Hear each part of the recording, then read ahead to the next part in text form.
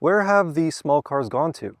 It seems like they just disappeared from North America, and any that did survive have gotten bigger and bigger with each new generation.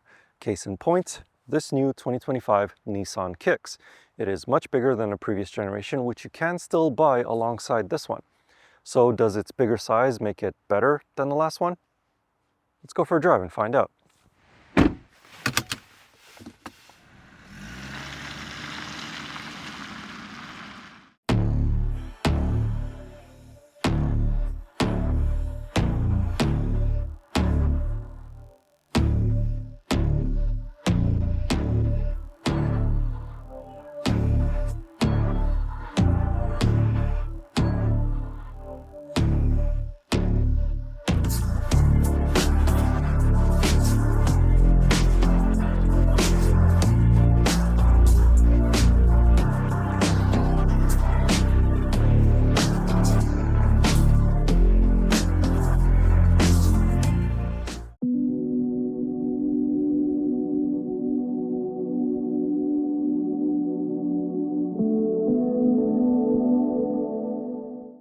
The new and bigger Nissan Kicks now gets a bigger engine. It now has a 2-liter naturally aspirated 4-cylinder, which produces more power as you would expect. 141 horsepower and 140 pound-feet of torque. Obviously, those kind of numbers are not going to set any sort of 0 to 60 record time. In everyday city driving, it doesn't feel like as though I'm holding up anybody behind me when setting off from a stop, and on highways, again, doesn't feel like as though it's struggling to stay at 100 kilometers an hour or 62 miles an hour. It can keep up with the flow of traffic, no problem. Most of the time, the engine's RPMs are at or below 2,000, and it's only when you're going uphill, depending on how steep that hill is, will you see the engine's RPMs go up to about 3,000. So, all in all, the bump in power is welcomed. Paired with this engine is an 8-speed dual-clutch transmission. No, I'm kidding. It's not a dual clutch. It's a traditional CVT. Of course, this transmission is not very engaging. It just holds the RPMs to whatever they need to be at until you reach your desired speed, and then it drops them down to about 1,000, 1,500, somewhere around there. When you really put your foot down, it does try to replicate an automatic transmission, but most of the other time, it just behaves like a CVT. It does have a B mode on the gear selector, so whenever you switch it into that, it keeps the RPMs a little bit higher when you're going up a hill, for example, or when you're going downhill. But otherwise, it's just a regular CVT. There's nothing really too special about it. Another change for this new Nissan Kicks is that it is now available with an all-wheel drive system. Like the transmission, there's nothing really too special about this all-wheel drive system. Most of the time, it'll send power to the front wheels, but when you're setting off from a stop or going around the corner, it'll just send a little bit of power to the back wheels regardless of what the driving condition is.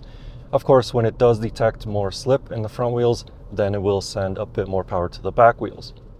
However, with the addition of this all-wheel drive system and the bigger engine and the bigger body, which has increased in weight, it means that this 2025 Nissan Kicks is not as fuel efficient as the previous generation.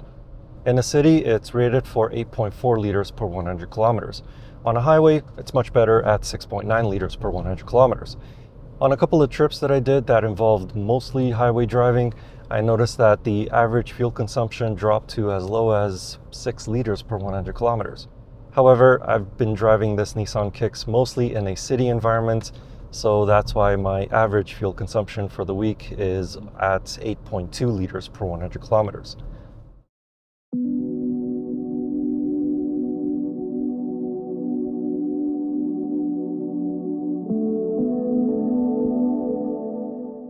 With its longer wheelbase, the 2025 Kicks doesn't have an overly bouncy ride when driving over bumps.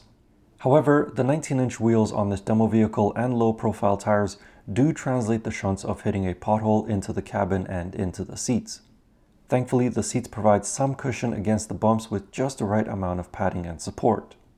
The cabin is a little bit quieter than the previous generation, but only in certain situations. For example, when maintaining a speed on city streets, the cabin is a little bit quieter. But when driving up a hill or accelerating aggressively, the engine is still very noisy and buzzy. Furthermore, road noise from the tires is very noticeable on highways. But given the benefit of the doubt, this demo vehicle had winter tires equipped, which are generally louder than all-season tires. The interior of the new Nissan Kicks is pretty much the same as the previous generation in terms of space up here in the front seats. So for my above average height of 6'4", I have plenty of leg space and plenty of headroom, but I did lower this seat to its lowest position. It's just how I like to sit in all of these vehicles. Visibility is pretty good all the way around, even out the back I can see clearly, and blind zones are not too bad. In the back seats, the new Kicks does provide just a little bit more legroom than the previous generation. However, for somebody of my stature, it is very tight back there, especially sitting behind my tall driving position. There is an indentation in the back of the front seat for your knees, as well as an indentation in the headliner for your head right behind the sunroof mechanism. So more average size adults should fit a bit more snugly back there. In the trunk, this new Kicks with the all-wheel drive system actually has a little bit less cargo space compared to the previous generation at 679 liters behind the second row seats.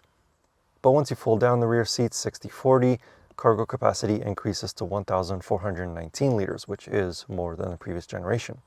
However, you may have to move the front seats forward in order to drop down those rear seats.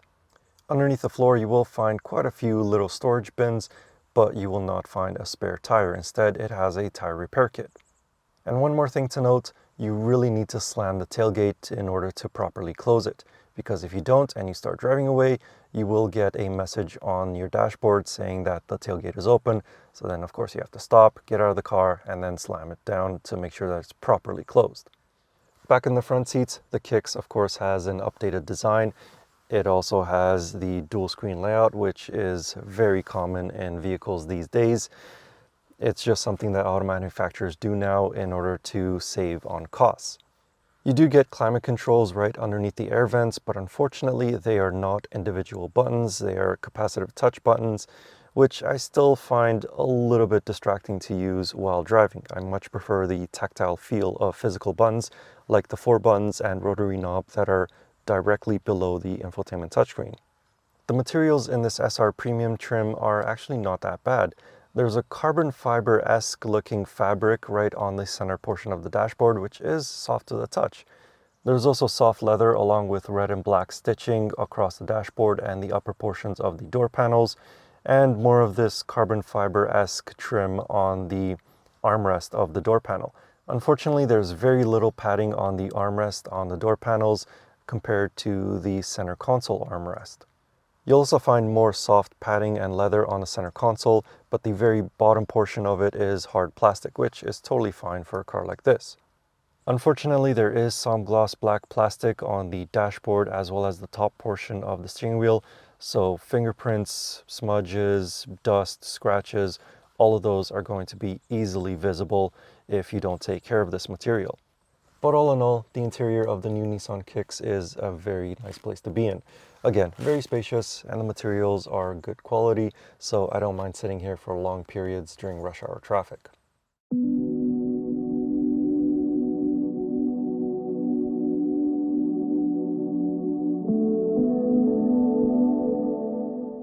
In base form, the 2025 Nissan Kicks is equipped with air conditioning, power locks, power windows, power mirrors, push-button start, heated front seats, cloth upholstery, a 12.3-inch infotainment touchscreen with wireless CarPlay and wireless Android Auto connectivity, rear parking sensors, and LED headlights. Moving up to the fully loaded SR Premium trim, we'll add 19-inch wheels, front parking sensors, surround view cameras, a panoramic sunroof, a single-zone automatic climate control, a heated steering wheel, leatherette upholstery, a full digital driver display, 10-speaker Bose audio system with speakers in each front headrest, and a wireless phone charging pad. When it comes to safety, the standard Nissan Kicks is equipped with the basic safety and driver aid features. Some of these include automatic emergency braking, blind spot sensors, lane departure warning, auto high beam, and adaptive cruise control, among a few others. Moving up in the trims, we'll add features such as lane departure prevention, traffic sign recognition, oncoming intersection assist, and Nissan's Pro Pilot Assist. Of course, with its bigger size, the new Nissan Kicks is more expensive than the last one.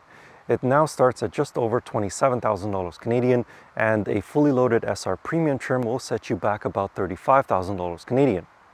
Interestingly, The starting price of this new Kicks is only $500 more expensive than the starting price of the older Kicks, the Kicks Play, which you can still buy right now. But that's only in the United States. Here in Canada, the starting price of this one is almost $5,000 more than the starting price of the Kicks Play. So does the increase in size make this one better than the previous generation? Well, it's nice to have a little bit more space in the back. The engine is more powerful to counteract the increase in weight. Unfortunately, it is not as efficient. And overall, it still feels like a great daily commuting type of vehicle. But the bigger question mark is with this, Nissan. Will this company survive for another year? I don't know. That is a question for a completely different video. In the meantime, if you would like to know more about this 2025 Nissan Kicks, I have a more detailed written review of it over on my website. You can find that link in the video description or click on the pop-up banner right up here. And as always, I will see you in the next car, truck, or most likely another crossover SUV. Anyway, thank you for watching. I hope you enjoyed the video and see you in the next one.